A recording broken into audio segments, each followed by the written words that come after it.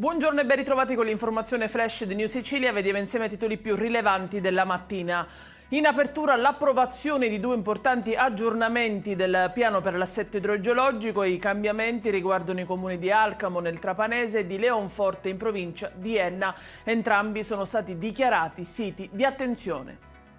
Dopo anni di lotte giudiziarie arriva finalmente giustizia per Salvatore Patania, ex operaio del polo petrolchimico Enichem di Priolo Gargallo. La Corte d'Appello di Catania ha infatti condannato l'INPS a riconoscere i diritti del lavoratore esposto all'amianto.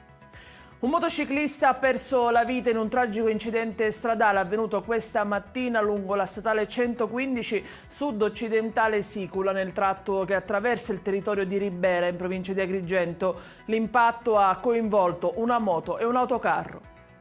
I carabinieri di Trapani hanno portato a termine un importante blitz antidroga che ha permesso di smantellare una piazza di spaccio al rifugio in un caseggiato popolare di via del Cipresso. Arrestati due uomini di 37 e 32 anni e sequestrati oltre 1 chilo di cocaina, circa 50 grammi di crack, una pistola con matricola a brasa e denaro contante. In chiusura l'arresto di un 16enne catanese dopo essere stato trovato in possesso di droga, denaro contante e un fucile a canne mozze. Erano custoditi all'interno di una cantina di pertinenza dell'abitazione del giovane nel quartiere Villaggio Sant'Agata.